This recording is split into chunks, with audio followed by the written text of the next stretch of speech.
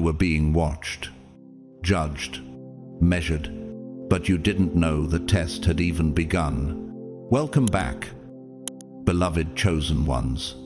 Some of you have no idea what you just survived, and that's the point, because the fiercest battles are often fought in silence, with no applause, no warning, no visible scoreboard.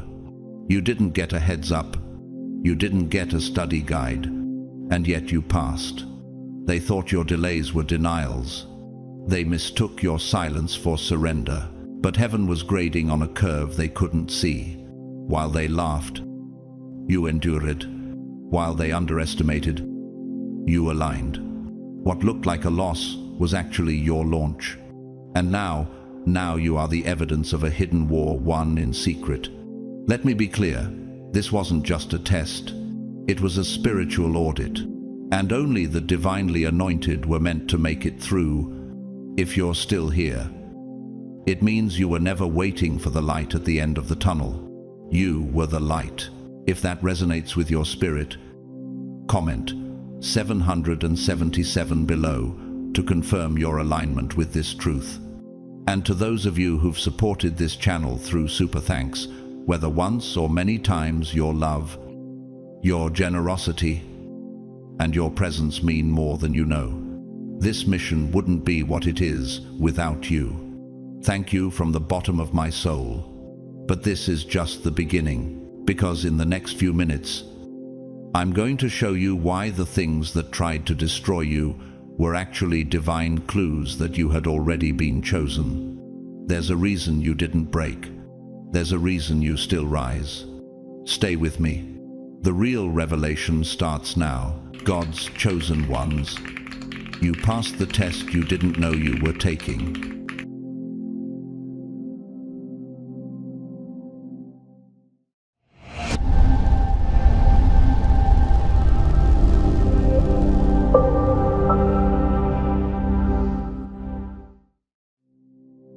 Number 1, they were betting on your breakdown. But heaven had other blueprints. They wagered everything on your collapse. Quietly, strategically, maliciously. The game plan was never to watch you rise, it was to witness you shatter. They watched like architects of downfall, calculating every tremor in your foundation. Assuming that one more loss, one more betrayal, one more no-show from someone you trusted would finally make you crumble. What they didn't understand was that their sabotage became sacred material in your hands, while they laughed behind closed doors, mocking your silence. You were laying spiritual blueprints beneath the rubble, not for a shelter but a kingdom. A place no man could give and no demon could shake. You weren't just surviving, you were sculpting renewal from wreckage. Like the phoenix that doesn't just rise, it remembers the fire. The Apostle Paul once wrote, "And we know that all things work together for good to them that love God, to them who are called according to his purpose." Romans 8:28. And you were the living proof that all things, especially the painful ones, were working together for something divine. Your story mirrored that of Joseph, sold by his own brothers and left to rot in prison. Yet in that dungeon, God was drawing up designs for a palace. What if the betrayal wasn't a curse, but the blueprint?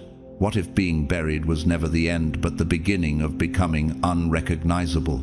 While the world saw setbacks, you saw seed time. While they thought silence meant defeat, you knew it meant intimacy with God. The wilderness was never wasted. It was where Moses became a leader, not a prince.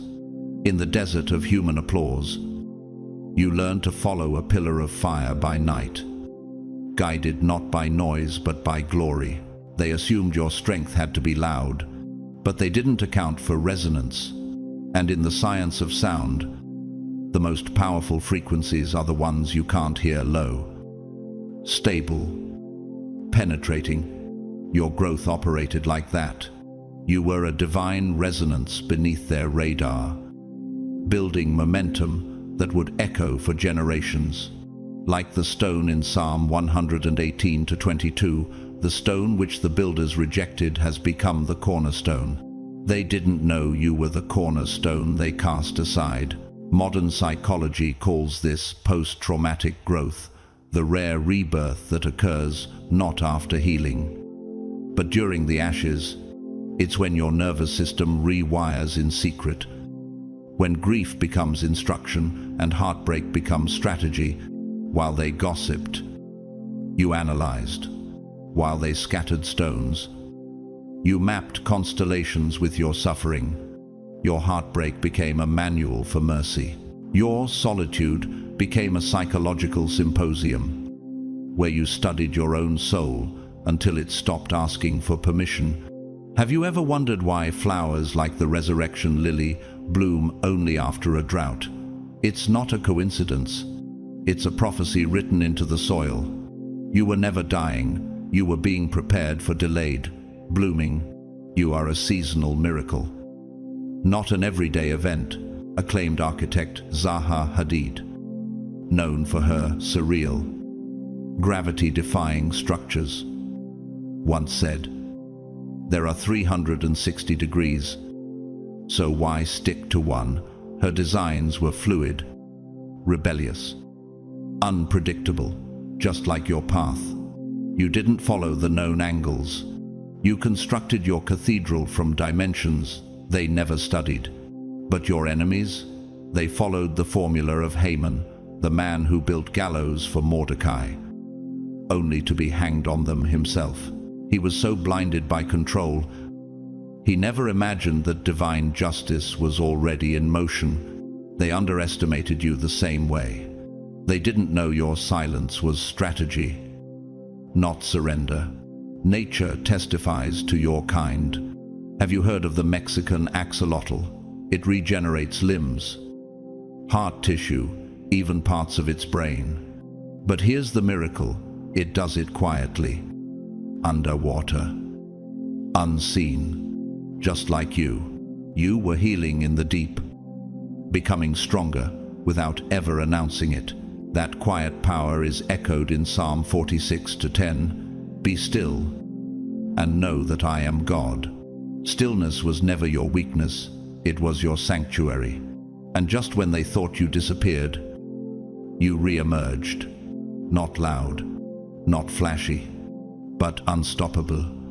You moved like Aragorn in The Lord of the Rings, returning not just as a warrior, but as the king no one expected, bearing the weight of prophecy, not popularity. Isn't it ironic? They designed the chaos to destroy you, but in doing so, they unintentionally revealed your divine architecture. The more they withheld, the more you multiplied. The more they buried, the more you bloomed. And the victory, it wasn't noisy. You didn't post about it. You didn't scream. You let your radiance do the talking. Pope Francis once said in a private homily, "The strongest voice is not the one that shouts, but the one that persists when no one listens." That was you. You persisted. And now they stare in stunned silence, not because you won, but because you made the battlefield irrelevant. You changed the game. You turned pain into propulsion, loss into blueprint, obscurity into legacy. No weapon formed against you shall prosper. Isaiah 54:17. You didn't just rebuild. You rewrote the manual. You didn't just win. You ascended. You didn't just endure. You emerged as proof that when God chooses someone, the test becomes the testimony. Number 2, you didn't win because you fought harder. You won because you refused to become them. You didn't rise by sharpening your voice or launching attacks. You didn't need to stomp, scream, or scheme. Your elevation came not through aggression, but through alignment with truth. with peace, with who you were always meant to be. When everything around you tried to deform you, you held your shape. And that was the threat they never accounted for. They came for your name, your rest, your clarity. They poked, prodded, pushed, hoping you would finally snap. But your silence wasn't surrender, it was strategy. You didn't retaliate. Not because you couldn't, but because it wasn't worth it. You understood that some confrontations are nothing more than invitations to step off your throne. Why hand over royalty just to prove a point? Do not be overcome by evil, but overcome evil with good. Romans 12:21. That was your blueprint. Not clapping back, not gossiping in return, but choosing a higher frequency where their noise couldn't touch you. They wanted to dirty your robe, but you chose to stay wrapped in grace. That takes more strength than anger ever will. The ability to walk away clean while others drag themselves through the mud. That's not weakness. That's maturity forged through fire. Have you noticed how rarely people expect grace under pressure? How unsettling is it for someone to be attacked and not retaliate? Jesus himself, while being falsely accused, stood silent before Pilate. The crowd screamed. He didn't. Why? Because truth doesn't beg to be heard, it just stands. He was oppressed and afflicted, yet he did not open his mouth. Isaiah 53:7. They thought they were baiting a fight, but you weren't playing. You were preserved. You were discerning. Your energy was under protection. Your dignity was under divine surveillance. You were healing in a way they couldn't recognize. Because healing doesn't always look like rest. Sometimes it looks like restraint. You knew the trap. If you fought back, they'd call you aggressive. If you told the truth, they'd call you dramatic. If you exposed the lies, they'd accuse you of playing victim. So instead, you took the narrow road, the one with thorns and silence and slow growth, but also the one that leads to legacy. As Paul wrote from prison, I have learned the secret of being content in any and every situation. Philippians 4:12. And that secret? It's spiritual immunity. It's knowing that not every wound needs revenge. Some wounds are for wisdom. There's a strength in you that doesn't need to announce itself. You didn't need to scheme, manipulate, or tear anyone down to rise. That confused them, because in their world, only force wins, but in yours, it was grace over gossip, integrity over impulse, purpose over pettiness. They called you passive, but you were watchful. You were letting people show their cards. You were tracking movement, paying attention to silence, noticing how folks behaved when they thought you were too weak to matter. And when the picture became clear, you didn't react, you simply stepped aside. No weapon formed against you shall prosper, and you will refute every tongue that accuses you. Isaiah 54:17. That promise held you steady. While they plotted, you prayed. While they whispered, you walked. While they tried to cancel you, you kept planting seeds. Seeds of peace, seeds of clarity, seeds of destiny. And now those seeds have bloomed. Do you see it now? You weren't just surviving people, you were outgrowing them. You weren't just avoiding drama, you were becoming someone they'd have no access to anymore. They wanted a war. You became a fortress, much like David before he became king. Saul hurled spears. David sang psalms. Saul pursued with violence. David escaped with vision. But in the end, David rose not because he fought Saul, but because he refused to become him. What if the real victory isn't defeating your enemies, but keeping your soul clean while they were trying to stain it? What if the true elevation is becoming the kind of person who doesn't need revenge to feel whole? You let God sort justice, and He did, because justice, real justice, doesn't knock loudly. It enters quietly after the dust has settled and the crowd has left. And when it arrives, there is no need to say a word. Let the Lord fight your battles, you shall hold your peace. Exodus pais presece, pais presece. They were trying to win for a moment. But you were becoming the kind of person who could inherit the future. That's why it's already yours. You didn't just win, you rose above. And there's no comeback louder than quiet integrity. Number 3, they thought delays meant denial. But you were busy getting crowned in private. What they mistook for stagnation was actually the sound of roots deepening beneath the surface, because while the world clapped for movement, heaven was applauding maturity.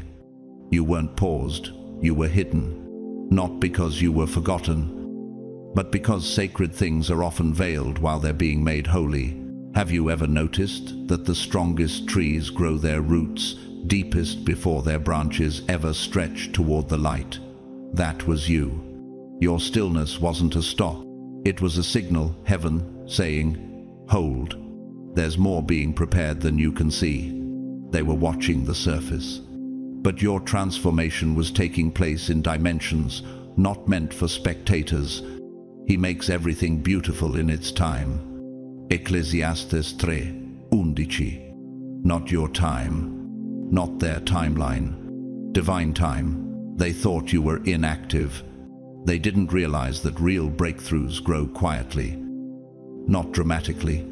In the same way tectonic plates shift below the ocean floor to create mountains, your spirit was realigning in silence. Pressure and grace. God was not ignoring you. He was orchestrating you while they rushed for applause. You were refining your frequency. While they launched every opportunity they could grab, you waited for the one built to last, because you learned what many never do. Some doors only open when you become the person who can carry the weight behind them. Blessed is the one who perseveres under trial, because, having stood the test, that person will receive the crown of life. James 1:12. Yes, there were days the silence felt suffocating. There were moments you questioned if you'd missed your window, but you stayed. You surrendered. And that choice wasn't easy. It was eternal. Because what was growing inside of you wasn't just a new season. It was a new identity.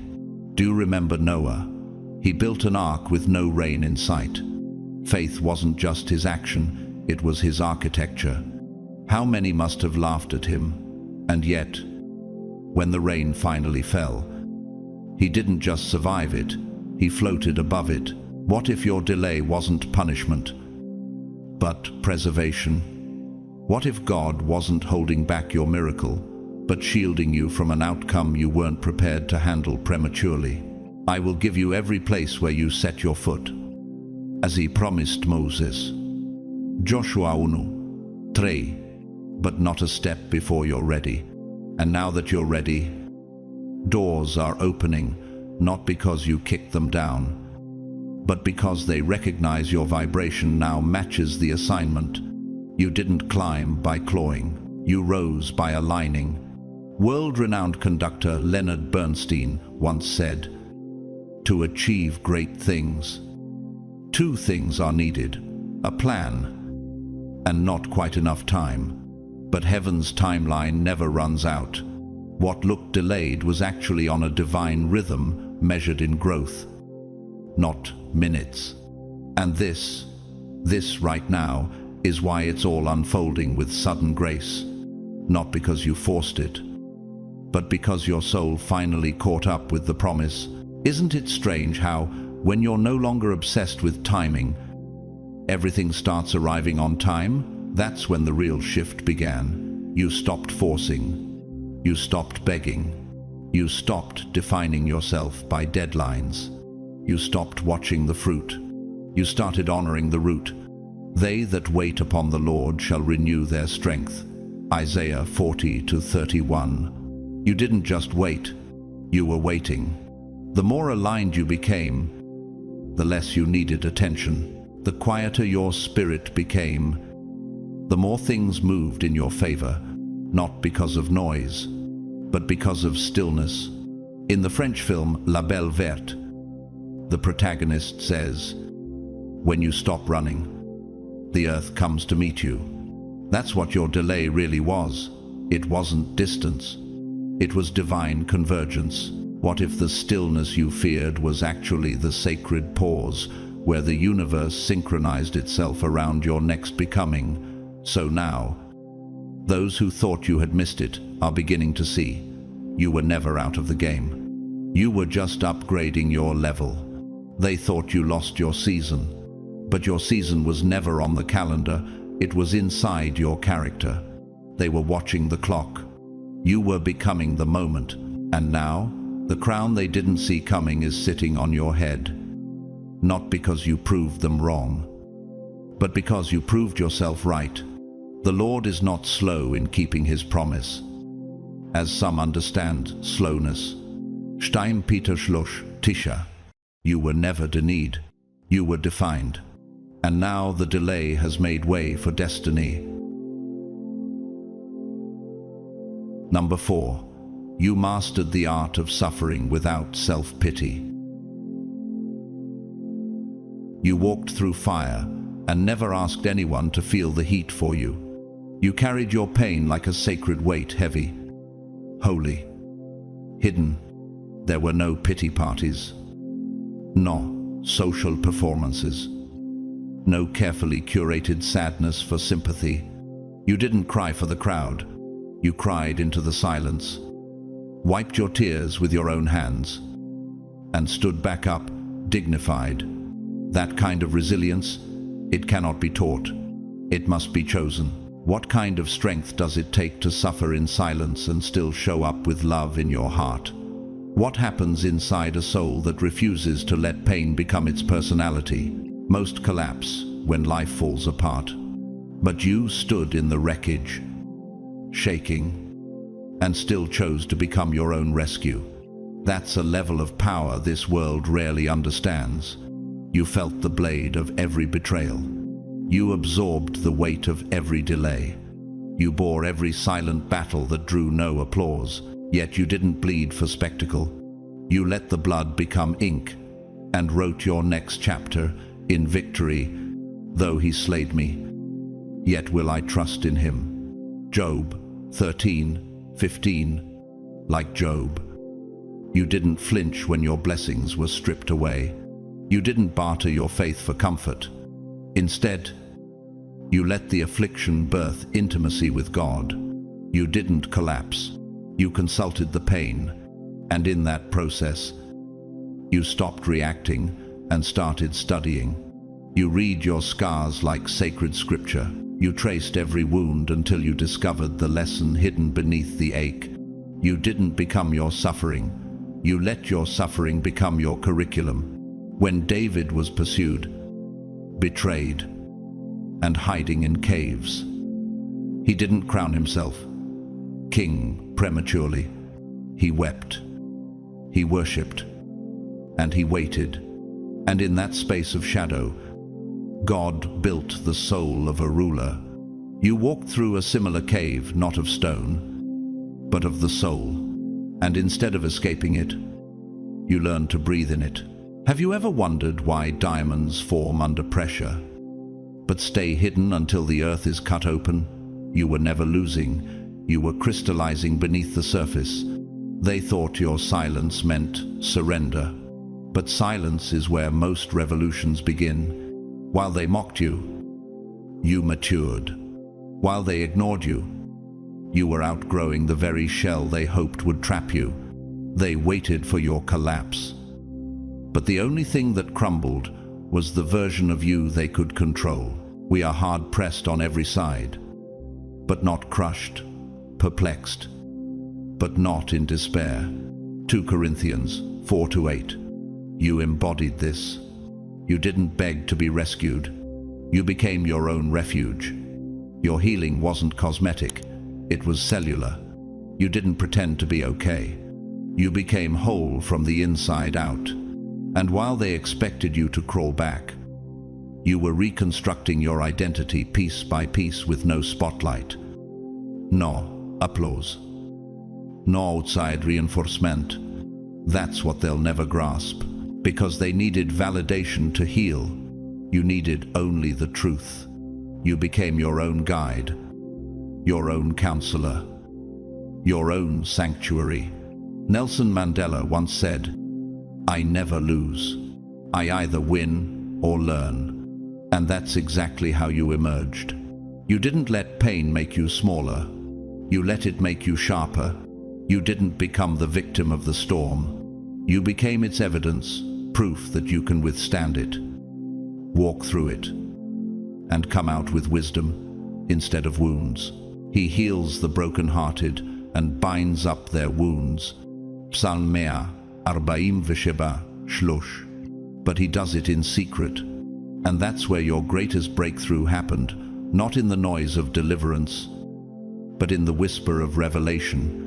Is it possible that your pain didn't destroy you because it was never sent to destroy you but to define the strength already within? There was no fake healing here, no spiritual performance.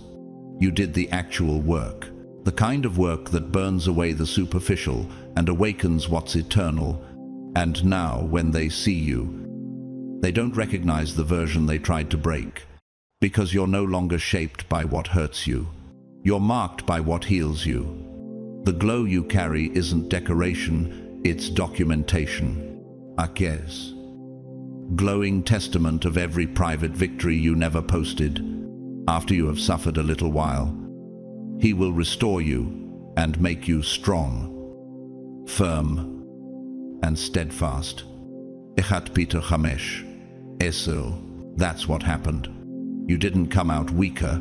You came out wiser. You didn't lose softness. You gained sharpness. You didn't become a cautionary tale. You became a vessel of purpose.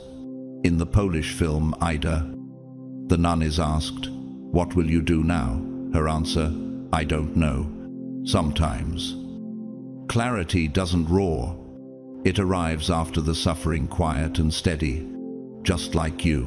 What if your deepest breakdown wasn't your undoing, but your unfolding, the unraveling that had to happen so your true self could emerge? Number 5. You didn't need revenge. Elevation handled the exposure. You didn't react. You refined it. You didn't strike back. You soared forward. You let them throw stones while you build sanctuaries in silence. They waited for your rage, but you answered with radiance. And the more you didn't speak, the more your presence began to speak for itself. You could have fought fire with fire, dragged names through the dirt, aired receipts and evidence. But you didn't, not because you didn't have the firepower, but because you had the foresight. You understood something sacred. The truth doesn't need to scream, it just needs time. How many battles have been lost, not from weakness, but from wasting energy on proving a point? How many destinies have been delayed because we chose vengeance over vision? You didn't make that mistake. Instead, you honored a higher law. Vengeance is mine, I will repay, says the Lord. Romans 12:19. And so, you stepped back, and when you did, heaven stepped in. While they tried to assassinate your character, you were being promoted in private. While they spread rumors to bury you, roots of destiny were anchoring deeper beneath the surface. They didn't realize you weren't waiting for applause, you were walking in on an assignment. They shouted, you worshipped. They exaggerated, you evolved. The Lord will fight for you. You need only to be still. Exodus pais presece, pais presece. Stillness isn't passive, it's prophetic, and you wielded it like a sword. Your silence wasn't retreat. It was restraint. You had every reason to retaliate, every justification to shout, but you chose peace over pettiness. And that choice rewrote your entire trajectory. What if choosing not to respond was the most powerful response of all? You didn't lower yourself to their level, and that's why they couldn't follow you to yours. The elevation wasn't in status, it was in character. They expected the collapse of your dignity, but witnessed the coronation of your maturity. The same mouths that tried to defame you are now struggling to maintain the illusion they created. Because truth, like a lion, doesn't need defending. It reveals itself when all distractions die out. You trusted that. You let time carry the weight your heart no longer needed to bear. You let God speak in echoes that only the Spirit could translate. And he did. Just as Joseph's brothers once threw him in a pit and left him for dead, never realizing the very fall they orchestrated would lead to a throne in Egypt. His silence wasn't defeated. It was the opening verse to divine reversal. What if your silence was not a lack of words, but a fullness of wisdom? While they were fixated on damage, you were cultivating destiny. Your glow, that was the response. Your peace, that was the verdict. And now, without saying a word, everything they lied about is dissolving in the presence of everything you've become. Oprah Winfrey, reflecting on her own betrayals, once said, "You cannot take everyone with you. Some people are only meant to teach you how not to be." And you took the lesson without carrying the bitterness. You passed the test without picking up their tactics. That's why the reward fits you now. And what about those who schemed in the dark, like Judas, who sold Jesus for silver, thinking he held power over the future? But betrayal doesn't end the story, it fulfills it. And Judas? He couldn't live with the weight of what he did. His hands couldn't carry what his mouth unleashed. Be careful mocking someone chosen by God. The cost is heavier than the applause. Now the ones who misunderstood you are watching you rise in ways their gossip can't follow. You didn't need revenge. You needed room. Room for your growth. Room for your roots. Room for God to complete what they tried to destroy. What if the real clapback is peace that cannot be provoked? What if the most radical victory is becoming unreachable to the very energy that once nearly broke you? You prepare a table before me in the presence of my enemies. Psalm Isarim V'Shalosh Chamesh. And now, that table is set, and your enemies can't eat, they can only watch. In the Italian film, The Great Beauty, the lead says, "This is my life." And it's nothing. But beneath that silence, an entire soul had been reborn. That's you now. Your silence holds more meaning than their noise ever did. You didn't chase revenge. You attracted redemption. And that's why it worked.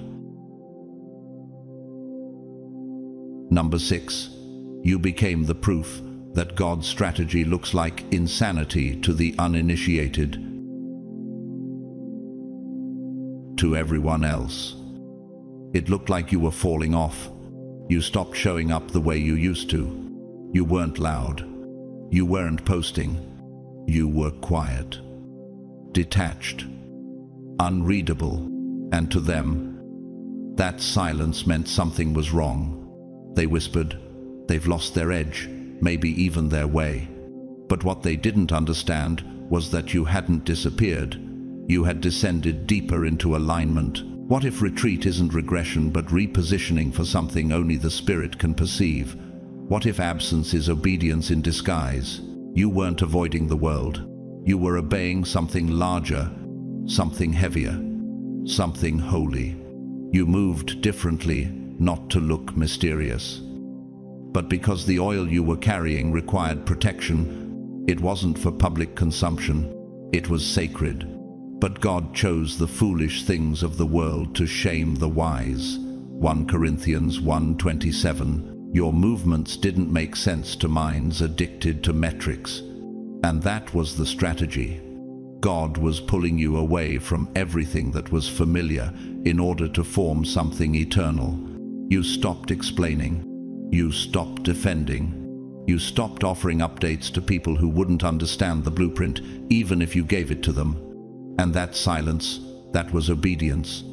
Every step, every pause, every closed door was part of a map no one else had access to. Jesus himself often withdrew from the crowds, not because he lacked love, but because his mission demanded focus. But Jesus often withdrew to lonely places and prayed. Luke 5:16. You were doing the same, not isolating out of fear, but protecting what heaven whispered to you in secret. You didn't fall back because you were failing. You fell back because you were fasting from distractions. You couldn't afford to keep entertaining familiar cycles and still expect unfamiliar breakthroughs, so you shut down the noise. You stopped answering calls that were secretly cages. Have you ever noticed how caterpillars dissolve in the cocoon? Not sleeping, not resting. Dissolution. Transformation happens in total vulnerability, away from sight. And while you were in that hidden phase, they called it pride. They mistook your sacred silence for ego. They labeled your retreat as fear. But you knew stillness was the only way to keep hearing the instructions. They didn't see what you were following.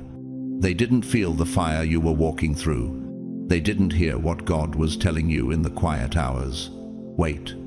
Don't rush. I'm building something no formula can explain.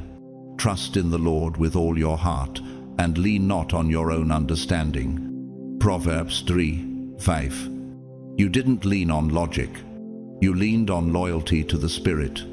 And now, that obedience is speaking for itself. Opportunities are opening. Alignment is unfolding. People are confused. Because none of it adds up on paper. You weren't networking. You weren't hazing. You weren't shouting. But now the spotlight is chasing you. They're scratching their heads. Because favor doesn't obey formulas. It doesn't play by rules written by those who only know how to manipulate systems. What if favor is a language only discerned by those who've been silent long enough to listen? Your journey echoes that of Abraham, who left everything familiar, not knowing where he was going, only knowing who he was following. And in that obedience, God birthed nations. You followed that same blind, brilliant faith. You walked with no confirmation, just conviction. They thought you were lost.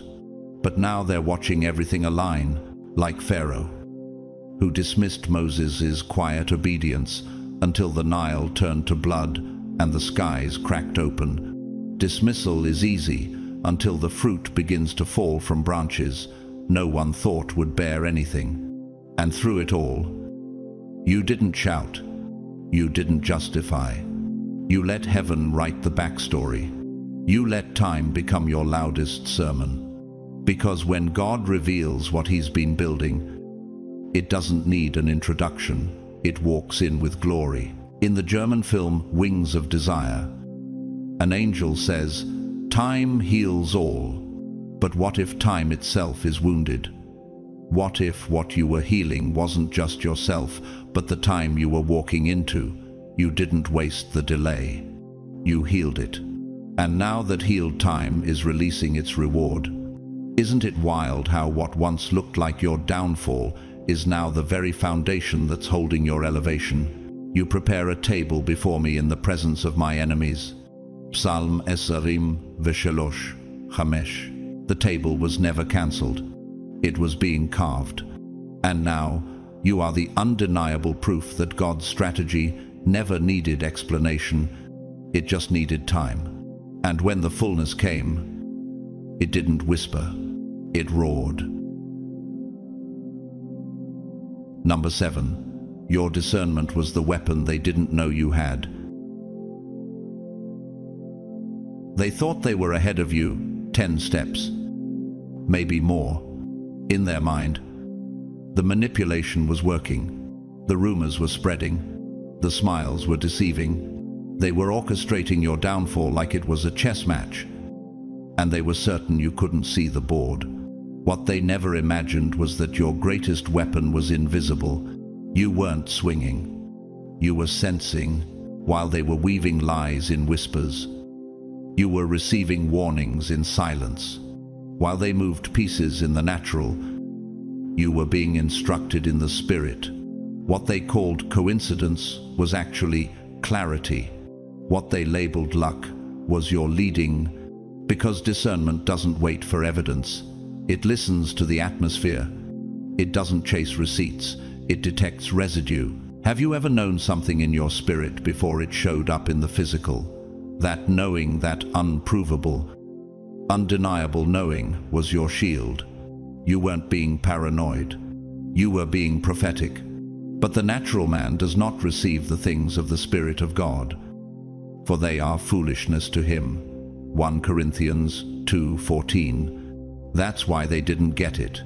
They couldn't understand why their schemes failed, why their setups dissolved, why their tactics missed the mark. You weren't responding from logic. You were responding from wisdom. Jesus could read hearts before they even spoke. But Jesus would not entrust himself to them, for he knew all people. John Stein, Isrim Varba. He discerned their intentions even through praise. And like him, you stopped needing people to expose themselves. They already had. You read the battle before it began. You knew the trap before they built it. Your silence wasn't passive, it was preemptive. And the more quiet you became, the more frustrated they got. Because while they were provoking chaos, you were mastering clarity. You didn't over-explain. You didn't chase closure. You let peace become your perimeter, and anything that threatened it, dismissed. No permission, no announcement, no apology. That's not fear.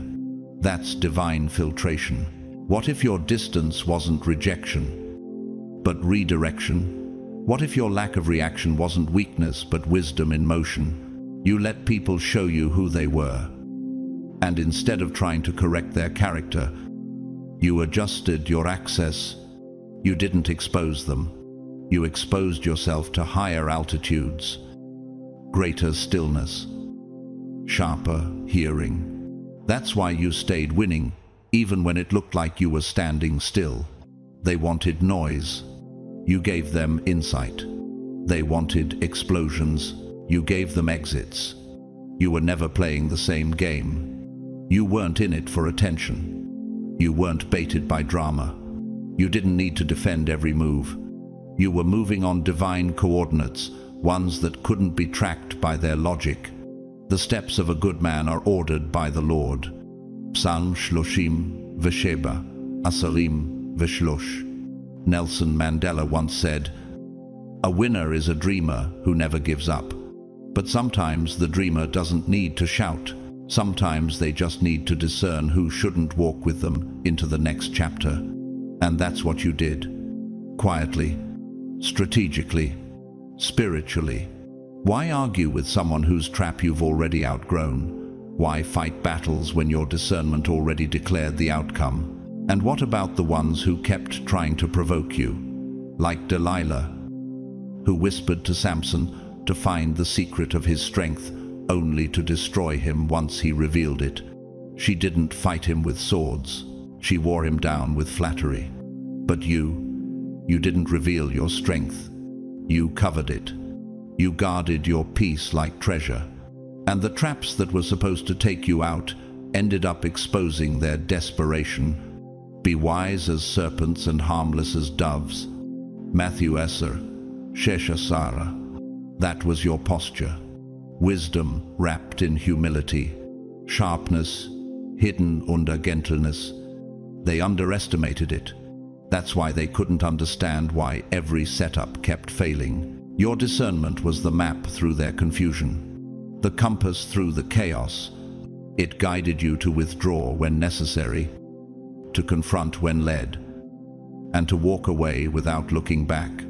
And by the time they realized they couldn't bait you, you were already gone, unbothered, unreachable, victorious. Number 8. You didn't just survive the fire. You became fireproof. What was designed to consume you only confirmed you. What was sent to shatter your foundation only served to reveal that your soul was steel reinforced. The heartbreak, the betrayal, the warfare, emotional, mental, even spiritual, it didn't just test you. It transformed you. It carved something inside you that comfort never could. And while it almost took you out, it ultimately taught you how to stand. What if the breaking was never meant to ruin you, but to reveal the parts of you they couldn't reach? What if the fire wasn't your ending, but your evidence? When you walk through the fire, you shall not be burned. The flame shall not consume you. Isaiah 43:2. That was not a metaphor. That was a manual. And you lived it line by line. At first, the suffering stunned you, the weight of being misunderstood, the pain of abandonment, the stretch of walking with no one but God. It pressed you to your edge. But you didn't crumble. You crystallized. The heat didn't turn you into ash. It activated the strength buried in your bones. You didn't just survive the fire. You partnered with it. You let it melt the parts of you that were still clinging to fear. You let it expose every fragile framework, and when it was done, what remained was a version of you nothing could touch. Like Shadrach, Meshach, and Abednego, who stood in Babylon's furnace and walked out without a single scorch mark. You walked through trials that should have destroyed your mind and came out without the smell of smoke. And the fire did not have any power over their bodies. Daniel 3:27. That's you, marked, but not married, refined, but not reduced. How does one recover from that kind of pain? You didn't. You rebuilt. And you did it without shortcuts. You didn't numb it. You named it. You faced your shadow instead of hiding it. You processed your triggers instead of performing over them. You learned how to sit in grief and grow roots underneath it. That's why the tactics don't work anymore. The same mind games and emotional landmines they used before now fall flat. You've evolved beyond the frequency where those attacks resonate. You're not numb. You're not cold. You're calibrated. You've changed your threshold. Consider it pure joy whenever you face trials of many kinds, because you know that the testing of your faith produces perseverance. James 1:3. You didn't resist the testing. You respected it. And that's why it forged strength no applause could give you. And now they're confused. They're trying to press the buttons they used to control you with, but those buttons don't exist anymore. You've updated the software. Your operating system doesn't respond to chaos like it used to. Isn't it strange how calm is threatening to people who remember the version of you that used to panic? How does silence sound like arrogance when they were used to your explanation? But you've walked through too much to be shaken by assumptions. You've felt the kind of pain that rewires your nervous system. You've stood in storms that don't show up on the radar. You've survived nights where your only prayer was to make it to the morning. Now, your silence is your shield. Your clarity is your crown. Your peace is proof that power doesn't always make noise. Oprah once said, "Turn your wounds into wisdom." You didn't just turn them, you transfigured them. You didn't patch the pain. You purified it. You took the very thing meant to kill you and converted it into the very thing that now fuels you. And what of the ones who meant you harm, like Goliath, who mocked David for being too small, too unarmed, too unqualified? But it wasn't David's sword that won the battle. it was his preparation in private. The fire of isolation had already trained him for public confrontation. And Goliath, he never even saw the stone coming. No weapon formed against you shall prosper. Isaiah 54:17. And now, it's not just that the weapons didn't work. It's that they trained you into becoming someone the weapons can't even reach. What if survival was never the point? What if you were meant to become a living witness that fire doesn't just burn, it builds? You're not unbothered because you're emotionless. You're unbothered because you've made peace with the furnace. You've stopped fearing it. You've learned how to walk through it with power. And now, the same storms that used to shake you don't even make you blink. You became fireproof, not because you're immune to pain, but because pain no longer has authority over your identity. Number 9. You let the humiliation humble you, then use humility to build an empire. They didn't just underestimate you, they misread your silence as defeat. They thought rejection would reduce you, that mocking you would mute you, that excluding you would exile your purpose. They saw their cruelty as a final blow. But what they didn't see, what they couldn't possibly comprehend, was that you were using every ounce of that humiliation as holy material. It hurt. Deeply, you felt it in your chest, in your identity, in places you didn't even know could bruise. But you didn't let it destroy you. You let it reveal you. You allowed humiliation to serve its divine purpose, not to punish, but to purify. What if the humiliation wasn't meant to ruin your reputation, but to refine your revelation? What if being publicly broken was the only way God could privately rebuild you into someone unshakable? Humble yourselves under the mighty hand of God, that he may exalt you in due time. Achat Peter 5:6. You bowed low, not to surrender to shame, but to position yourself for a promotion built on peace, not pride. Instead of performing for applause, you turned inward. You stopped needing validation. You stopped dancing for people who would never clap. The people-pleasing fell off. The ego cracked. The facade faded. And what was left? A foundation not made of impression but intention, like the prodigal son. You had a moment of clarity in the lowest place, far from applause, far from admiration, far from home. And in that far-off land of humiliation, you remembered who you were, not in status, but in spirit. And you walked back, not to prove anything, but to return to alignment. Isn't it strange how humiliation can teach what success never could? That it's only when you're stripped of titles and praise that you truly meet yourself. You weren't hardened by it. You were humbled in the most sacred way. You didn't seek vengeance. You didn't plot a comeback rooted in performance. You sought wholeness, restoration, alignment, not to show them who you were, but to remember who you are. You sat with pain until it introduced you to peace.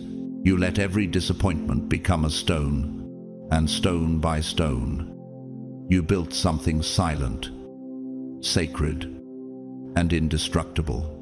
The stone the builders rejected has become the cornerstone. Psalm 118 Esarim Vishtaim. That rejection was never a detour. It was an instruction. And now, what you've built can't be shaken, because it wasn't born in ego. It was born in evolution. And when something is built in the dark, under pressure, with no audience, it's real. That's why it stands when everything else collapses. Haruki Murakami once wrote, "Once the storm is over, you won't remember how you made it through. But one thing is certain, when you come out, you won't be the same person who walked in. That was you, unrecognizable to the people who tried to bury you under insult. because they never imagined you would use the soil to rise. What if your greatest flex isn't that you healed, but that you never hardened? What if the real victory isn't in the comeback, but in the quiet becoming? And what about the ones who orchestrated your downfall, like King Nebuchadnezzar, who exalted himself above all others, only to be humbled and driven into isolation by the God he mocked? His crown didn't protect him from divine correction. But you embraced the correction. You let God do the humbling before life had to. Before destruction, the heart of a man is haughty, and before honor is humility. Proverbs 18:12. You didn't fight the process. You flowed with it. You let it break what needed to break, so it could build what couldn't be shaken. And now, the peace you carry is confusing to those who only remember the version of you that needed approval. They keep trying to bait you into defending yourself.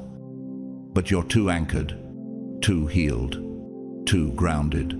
The best part, it wasn't about proving anyone wrong. It was about becoming someone no one could manipulate again. The blessing is permanent, not because it came quickly, but because it was birthed in humility. And that's why they're stunned. They thought they humiliated you, but they were giving you raw material, soil, silence, stillness, and you used it to build an empire they never saw coming. Number 10. You didn't force doors. You became the key. You didn't hustle your identity into a room. You let your healing become your invitation. You stopped knocking on doors that weren't built for the weight of your calling. While others pressed and performed for a seat at someone else's table, you became the table. You weren't out to impress. You were out to align. And that shift changed everything. You weren't trying to charm your way into favor. You didn't craft a persona. You crafted a character. And while the world clapped for noise, you built stillness. You understood the secret. Favor isn't chased, it's attracted by the frequency of authenticity. What if the reason the doors were closed was because you hadn't become the key yet? What if access was never denied but simply delayed until your spirit matched the space? I will place on his shoulder the key to the house of David. What he opens, no one can shut. And what he shuts, no one can open. Isaiah 22:22. You were being shaped into a living key. Your obedience, your surrender, your clarity, all unlocking things not by effort, but by essence. People didn't see what was happening in secret. They didn't hear the internal rewiring, the deep silence where God was chiseling away the version of you that needed applause. You weren't campaigning for relevance. You were becoming reverent to your purpose, to your assignment, to your higher self. Like Esther, you weren't climbing your way to the throne. You were chosen for it. After a long season of hidden preparation, a season where you learned how to carry royalty without craving recognition, and when the moment came, you didn't enter the room for attention. You entered to shift destiny. Your gift will make room for you and bring you before great men. Proverbs 18:16. And your gift wasn't performance. It was a presence, not charisma, but consistency. How do you explain showing up somewhere you never advertised yourself to be? How do you account for opportunities that find you instead of the other way around? That's the mystery they don't understand. They think success is a campaign, but yours was a becoming. You were so deeply anchored in self-knowing, so aligned in frequency, that opportunities had no choice but to recalibrate around you. You weren't vibrating at the level of desperation anymore. You were vibrating at the level of truth. And that's why you don't have to perform. You don't push to prove. You don't shrink to be liked. You don't contort to gain approval. You walk in with a substance that shifts atmospheres, not because you need to dominate, but because you've already mastered yourself. And what about those who tried to block you before, like the Pharisees, who tried to keep Jesus out of religious spaces by questioning his background, his authority, his methods?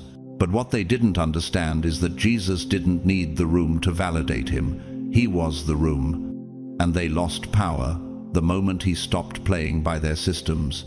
The stone the builders rejected has become the cornerstone. Psalm 118, Aserim v'shtaim. You were never meant to fit in their blueprint. You were born to be the foundation for something new. Have you noticed how the same rooms that once ignored you are now echoing your name in your absence? Not because you shouted, but because your growth started speaking louder than your voice. In the Danish film, Another Round, the teacher says, "What is youth? A dream. What is love? The content of the dream. And what is the purpose? It's when the dream stops chasing applause and starts manifesting in silence. You stopped forcing what wasn't aligned. You stopped needing people to see you. And because of that, you became someone too rooted to miss what's meant for you. You were no longer asking, will they choose me? Now the question is that space worthy of who I've become? You're not applying pressure. You are the pressure, not through force but through frequency. You are not waiting to be chosen. You are being recognized. Number 11, you didn't need an audience. You needed authority. You stopped chasing crowds when you realized the most unstable foundation for identity is applause. You stopped mistaking popularity for purpose.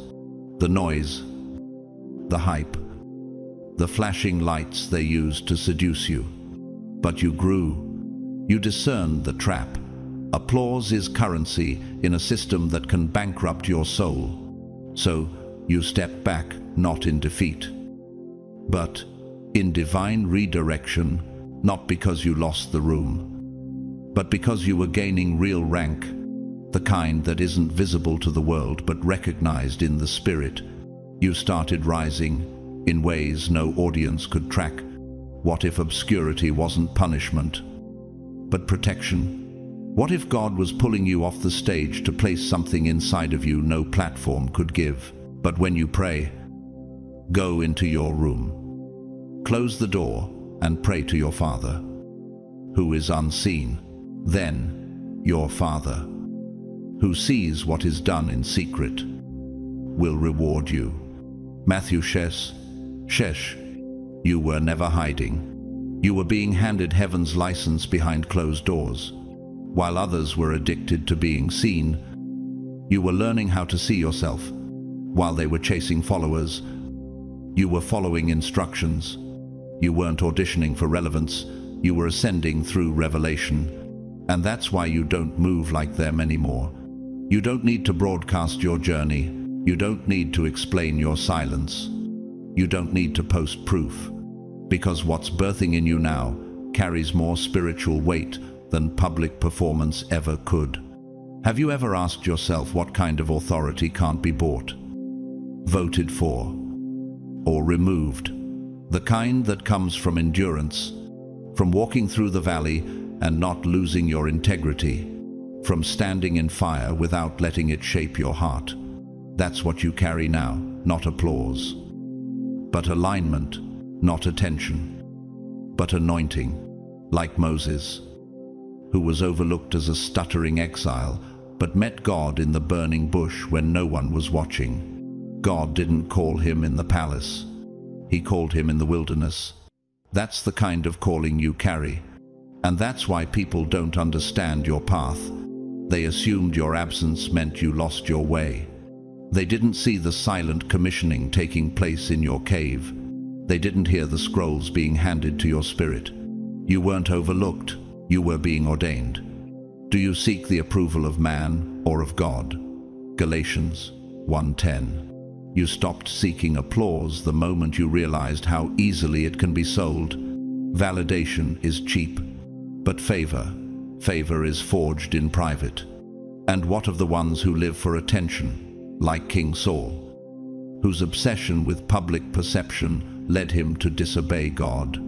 He feared man's opinion more than God's instruction. When the people pressured him to offer the burnt offering, instead of waiting for the prophet Samuel, he gave in, choosing popularity over obedience. That single moment cost him everything.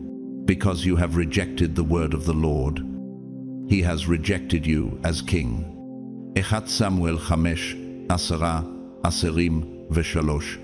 He lost the crown, his peace, his mind, and eventually his life. His need for applause became his undoing. He was still seated on the throne, but spiritually, he had already fallen. Isn't it wild how authority speaks even when you're silent, but performance can scream and still go unheard? Angela Merkel, the former Chancellor of Germany, once said, "Look at the world through the eyes of the weakest, and you'll act with the strength of the wisest." That was you. You stepped back not to disappear, but to deepen. And that depth made you unshakable. And now, you don't fold under the weight of responsibility, you carry it. Because spiritual rank doesn't collapse. When applause fades, it becomes more clear, more precise, more sacred. You no longer walk into rooms wondering who approves. You walk in knowing who sent you. Your confidence doesn't rest on reaction, it's rooted in revelation. You're not trying to fit into circles that weren't built to hold your calling. You've outgrown the performance. And that's why the weight you carry now doesn't crush you, it crowns you.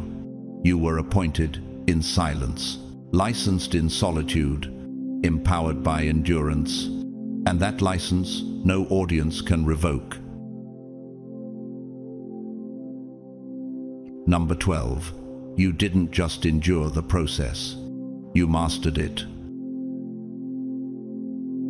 You didn't merely survive the wilderness, you mapped it. You didn't just walk through the fire, you learned how to speak its language.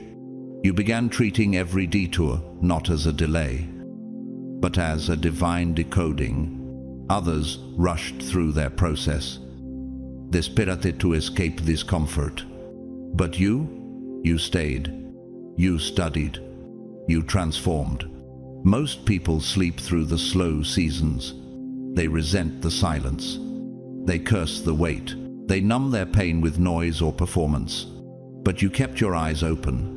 You treated the waiting not as wasted time, but sacred time. While they asked, "Why me?" you began to whisper, "What is this making of me?" That shift didn't just change the outcome, it changed you. But let endurance have its full effect, that you may be perfect and complete, lacking in nothing. James 1:8. You let the process work its layers through your soul. You didn't cheat it. You didn't demand a shortcut. You trusted the architecture of delay, the sacred scaffolding of divine development. Have you ever seen a pine tree during a harsh winter? It doesn't panic when the frost arrives. It simply slows. It reroutes. It redirects its energy inward. What looks like inactivity is survival. What looks like dormancy is actually depth. And that's what you were doing. While they saw stillness, you were being strengthened. That's why they can't understand your stillness now. They're confused by your calm. They assume you're unbothered. But it's not apathy. It's awareness. You've been down too many dark valleys to be intimidated by shadows. You've sat in storms long enough to know they eventually pass. You no longer react emotionally to temporary weather. He will sit as a refiner and purifier of silver. Malaki ba, you sat in that fire, not just to endure it, but to be purified by it. You let it strip what wasn't you. You let it reveal what still needed healing. You didn't flinch at the furnace, you faced it. And that courage, that clarity, it can't be borrowed. It must be earned. What if the waiting wasn't about the blessing coming, but about you becoming? What if your season of pressure was never meant to crush you, but crown you? There were moments the silence was deafening. Nights when loneliness makes you question everything. But even then, you didn't run. You didn't retreat. You reached deep into places most people never access. You learned how to comfort yourself in the absence of applause. You mastered the art of rebuilding with no cheering section. The Lord will fight for you. You need only to be still. Exodus pais presece, pais presece. You didn't rush out of the valley. You sat in it until you could see clearly. And what did you see? Yourself. The real you. The version not filtered by fear or performance.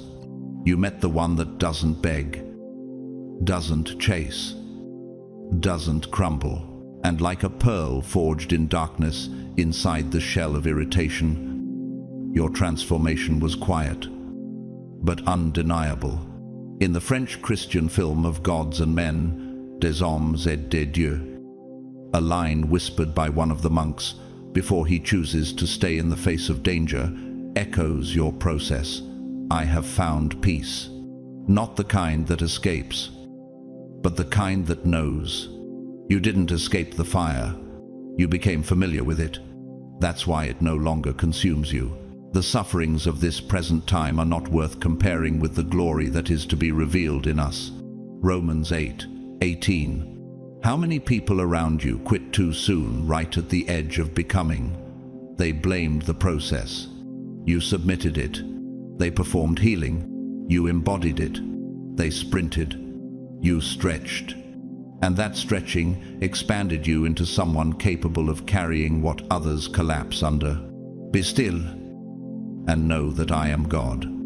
Psalm 46:10. You moved when heaven moved. You were still when heaven was silent. That obedience created a rhythm deeper than motivation. It gave you authority over delay, over fear, over your former self. And now, you are not just ready, you are equipped. You don't just recognize the blessing, you can sustain it. You don't just receive the promise, you protect it. The old, you would have lost it in the noise. The new you, mastered in the silence, trained in stillness, crowned in the fire. You didn't just finish the process, you became the process. Number 13. You refused to let your trauma become your personality. You made a decision most never do, to stop building monuments to pain and start constructing foundations for freedom. You stopped letting the worst moment of your life become your permanent address. You refused to let suffering become your signature. Psychologists call it trauma fusion, when pain and identity become inseparable. But you cut the cord like a spiritual neurosurgeon. You separated the trauma from the truth and rewired your inner circuitry. You weren't just surviving it, you were reprogramming through it. But what if the story you keep repeating isn't the truth, but just the version your wound still needs? Instead of collecting pity like currency, you began a sacred excavation. You entered the ruins of your old self, not to grieve but to rebuild, like Nehemiah inspecting Jerusalem's broken walls by night. Nehemiah 2:13. You examined the ruins quietly and began laying a new foundation without applause, without announcement. You didn't seek relief. You sought a redesign. You chose real healing over cosmetic comfort. While others built walls around their pain, you planted a garden inside yours. He gives beauty for ashes, the oil of joy for mourning, the garment of praise for the spirit of heaviness. Isaiah 61:3. You didn't just believe it, you became it. And like Job, stripped of everything yet clinging to hope, you refused to let devastation steal your destiny. What they thought would end you became the fire that refined you. What if the version of you they broke was never meant to survive the next level anyway? You confronted the real battle, not what happened, but what tried to plant roots in your identity afterward. Bitterness, cynicism, shame. You chose to confront it, not coddle it. You asked the questions most people avoid. You didn't just feel, you filtered, and you didn't sugarcoat anything, not even with yourself. Search me, O God, and know my heart. Test me and know my anxious thoughts. Salma shloshim v'tish asrim v'shlosh. You didn't want attention. You wanted authenticity. And in that pursuit, your healing went deep. You didn't patch surface wounds. You renovated the whole house. You replaced cracked emotional foundations with walls of wisdom and windows of discernment. Now your presence feels like peace, and peace, unlike pity, isn't earned, it's embodied. Are you still performing your pain, or are you finally living your healing? People who once knew you don't recognize you anymore, because they only ever knew the version of you that was bleeding. What they're witnessing now is the resurrection. Weeping may endure for a night, but joy comes in the morning. Psalm Shloshim Chamesh. You don't carry wounds like decor. You carry wisdom like armor, and your silence is no longer emptiness. It's a sacred strategy. Painter Frida Kahlo, broken in body but not in spirit, once said, "I never painted dreams. I painted my own reality." After a life-altering accident, she turned every scar into a stroke of bold color. Her life wasn't a tragedy, it was a canvas, and so is yours. Like David, who danced before the Lord with scars and songs, you learned that being healed doesn't mean being untouched, it means being unashamed.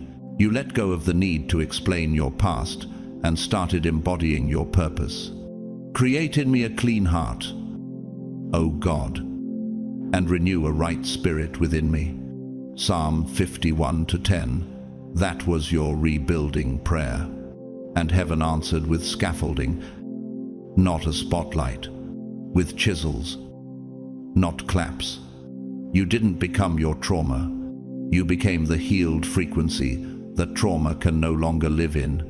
You didn't curate pity. You cultivated power. You didn't relive your pain. You resurrected your purpose. Is it possible that the most powerful thing about you is not what you survived, but who you refused to become afterward? That's why your glow isn't decoration. It's evidence, a sign, a radiant signal that you did the ugly, quiet, courageous work, and it came from within, not for applause, not for pity, not for revenge, but for revelation. Now, like Jacob who limped from the wrestling, but walked away with a new name, you wear your transformation with quiet authority. Your name shall no longer be Jacob, but Israel, because you have struggled with God and with men and have prevailed. Genesis 32:28. So when they ask how you did it, tell them, I stopped being the victim. I started being the vessel. Number 14. Your surrender was your strategy, not your weakness.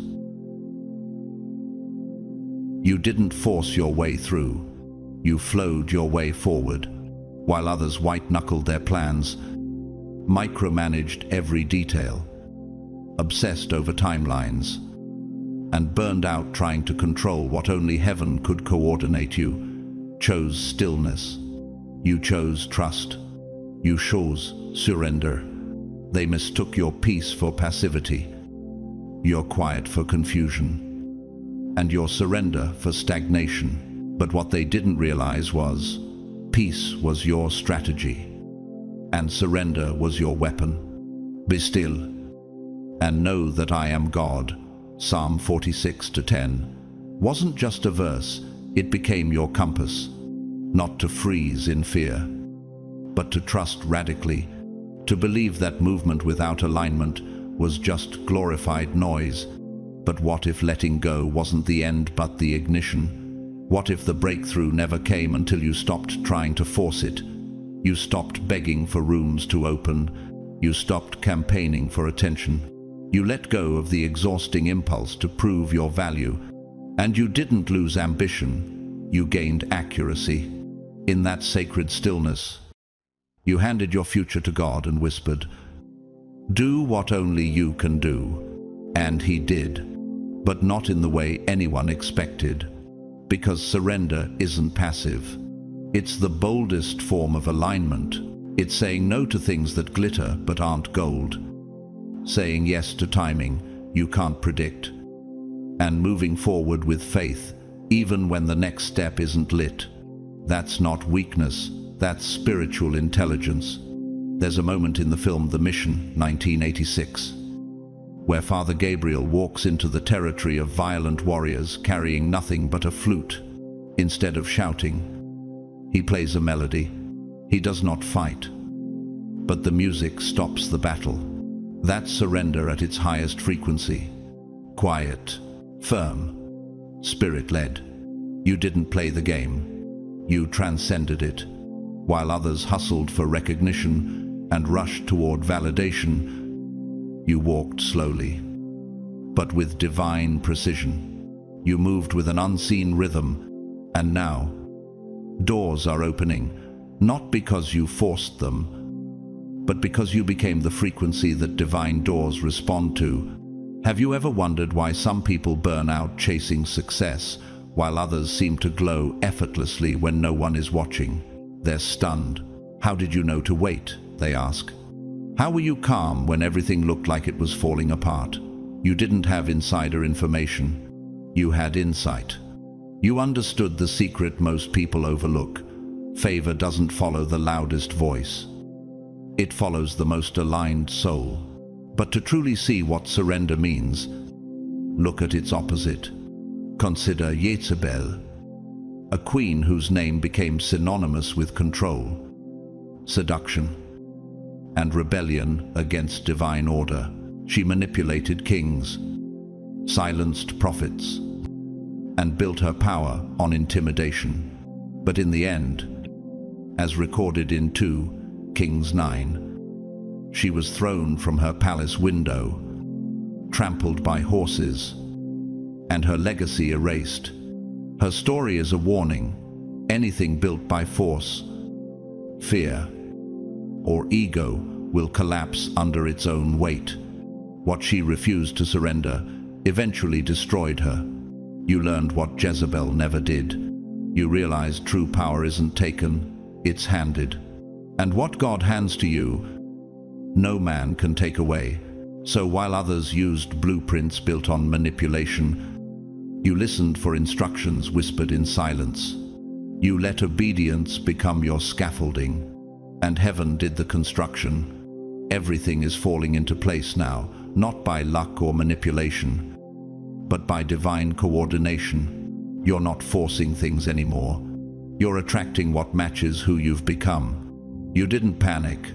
You became the eye of the storm. You didn't hustle your way in. You aligned your way up. You didn't manipulate outcomes. You flowed in divine order. Can you feel it? That moment when your life starts responding not to your fear, but to your faith.